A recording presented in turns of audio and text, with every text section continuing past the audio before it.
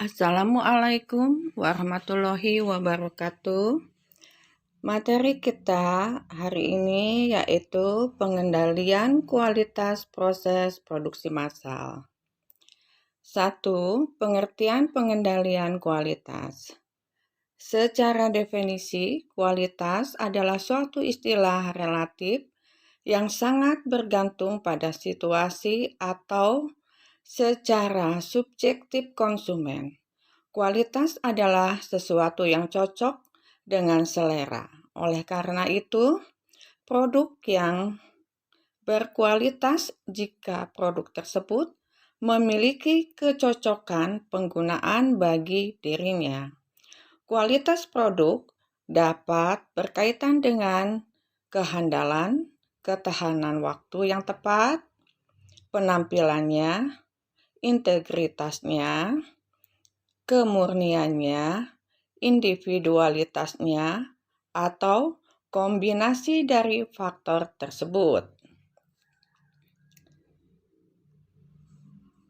Adapun secara objektif, kualitas adalah suatu standar khusus berdasarkan kemampuannya atau availability, kinerja, performance, keandalan, reliability, kemudahan pemeliharaannya, maintainability, dan karakternya dapat diukur. Pengawasan kualitas barang lebih mudah dibandingkan dengan pengawasan kualitas jasa. Dalam hal ini terdapat 3 ukuran kualitas yang dapat digunakan untuk barang, yaitu sebagai berikut. A. Kualitas desain atau design quality. Berhubungan dengan sifat-sifat keunggulan pada saat barang tersebut diimpikan. Kualitas desain dipengaruhi oleh faktor kualitas input, teknologi yang digunakan, dan kualitas tenaga kerja. B.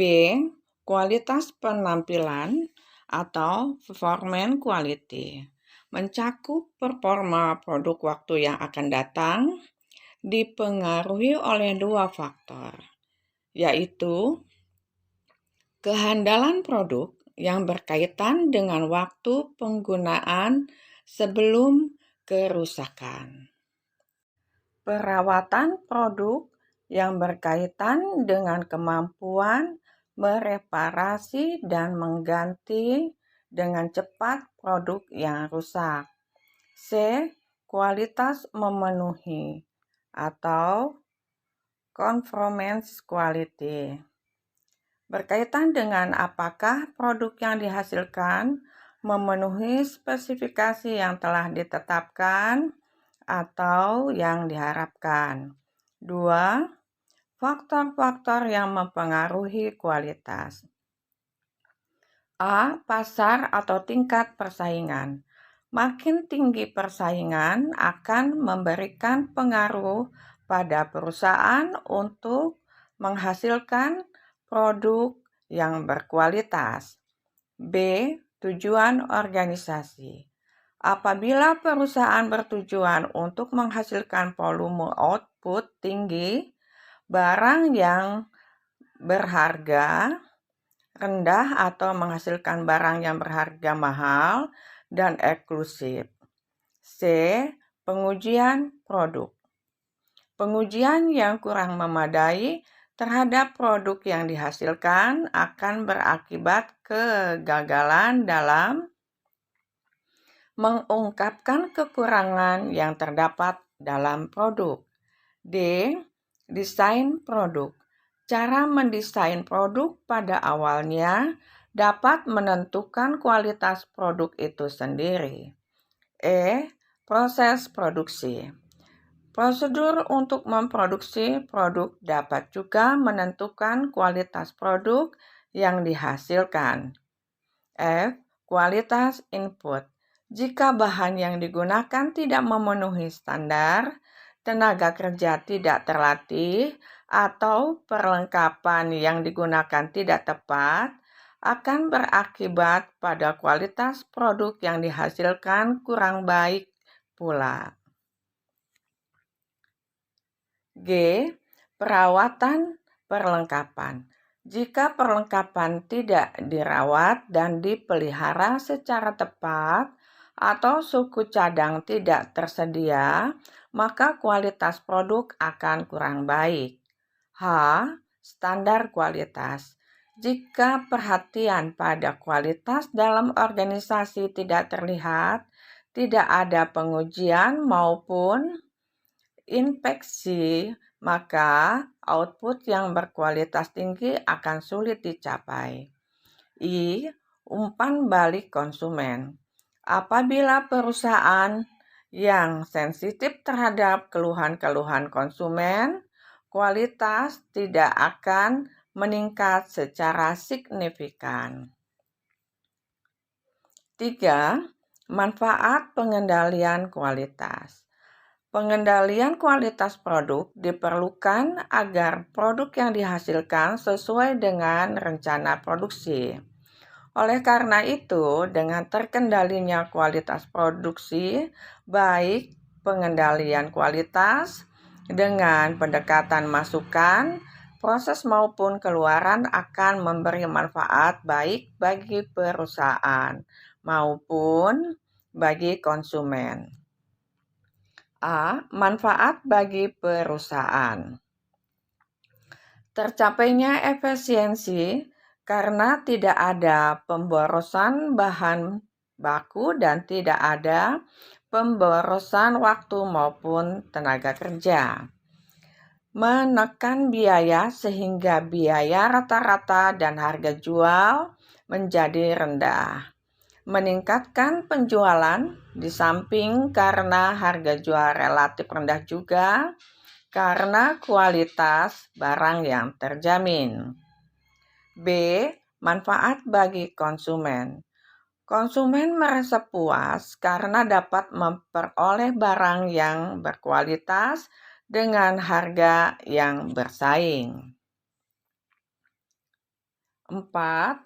Pendekatan dalam pengendalian kualitas.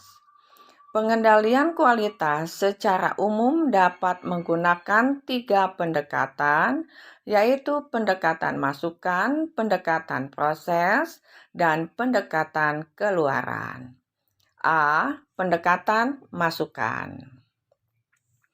Kualitas produk akhir ditentukan oleh kualitas masukan atau input produksi, baik bahan baku, tenaga kerja maupun fasilitas atau peralatan produksi yang digunakan.